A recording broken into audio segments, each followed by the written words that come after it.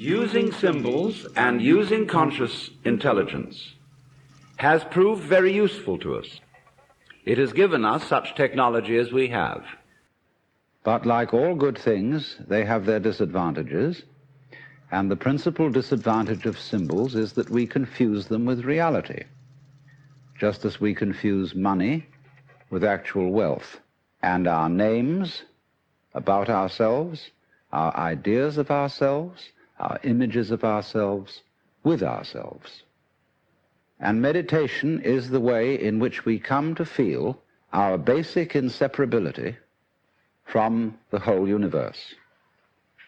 And what that requires is that we shut up.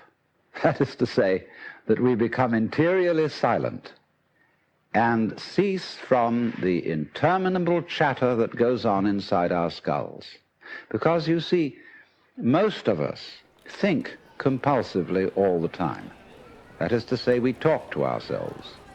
If I talk all the time, I don't hear what anyone else has to say.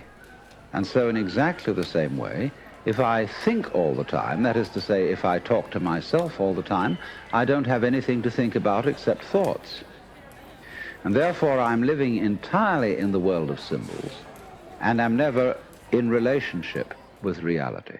All right, now that's the first basic reason for meditation. But there is another sense, and this is going to be a little bit more difficult to understand, why we could say that meditation doesn't have a reason.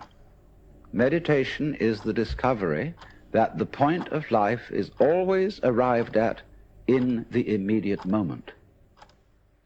And therefore, if you meditate for an ulterior motive, that is to say, to improve your mind, to improve your character, to be more efficient in life, you've got your eye on the future and you are not meditating, because time is always now.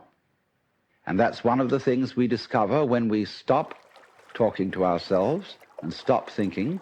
We find there is only a present, only an eternal now. It's funny then, isn't it, that one meditates for no reason at all, except we could say for the enjoyment of it. And here I would interpose the essential principle that meditation is supposed to be fun. It's not something you do as a grim duty.